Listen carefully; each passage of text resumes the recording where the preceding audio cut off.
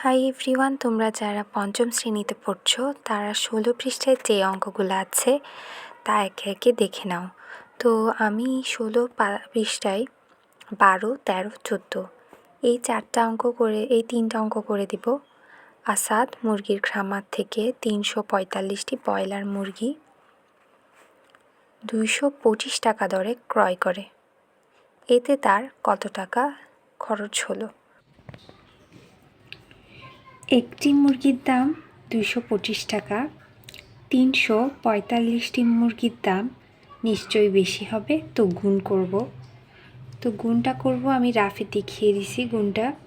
5 5 25-এর 5, হাতে আছে 2, 5 2 10, 2 যোগ করলে 12-র 2, হাতে আছে 1, 5 2 10, 1 যোগ করলে 11, 4 5 20-এর 0, হাতে আছে 2, 4 2 8, 2 যোগ করলে 9 10, 10-এর 0, হাতে আছে 1, 5 2 10, 1 যোগ করলে 9।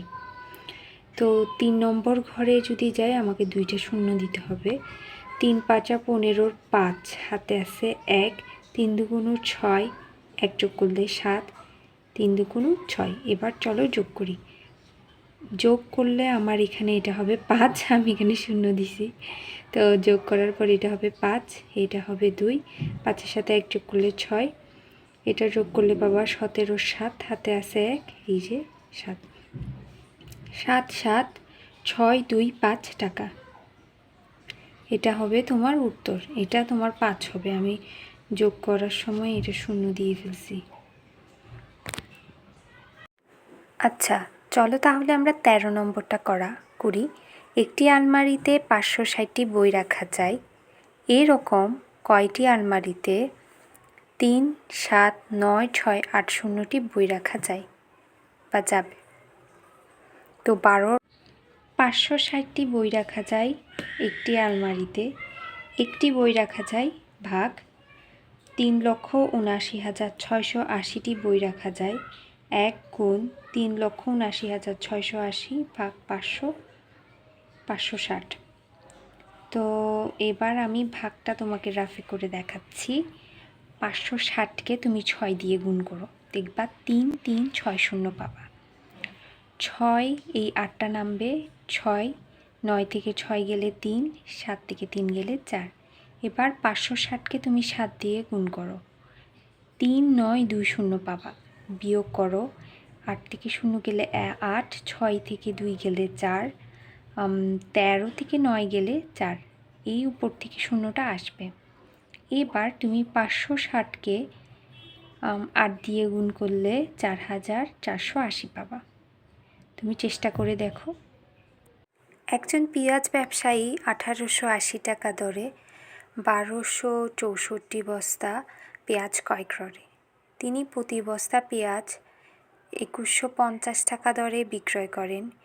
পেঁয়াজ ক্রয় বাবদ তার কত টাকা খরচ হলো?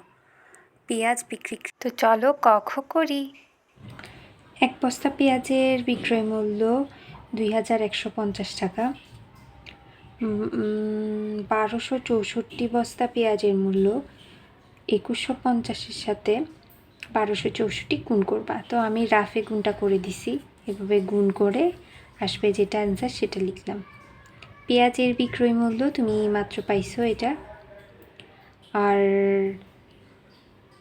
পেঁয়াজের ক্রয় মূল্য কতে বের করছিলা। লাভ হলো বিয়োগ করে দিবা, 0 থেকে 0 গেলে 0, 10 থেকে 2 গেলে 8, 5 থেকে 3 গেলে 2, 7 থেকে 6 গেলে 1, 11 থেকে 7 গেলে 4, 6 থেকে 3 গেলে 3। তাহলে পেঁয়াজ বিক্রি বাবদ লাভ হলো যত আসছে তত, 3,41,280 টাকা। গণিতের যে কোনো সমস্যা থাকলে আমাকে কমেন্টে জানিয়ে দিতে পারো। ধন্যবাদ।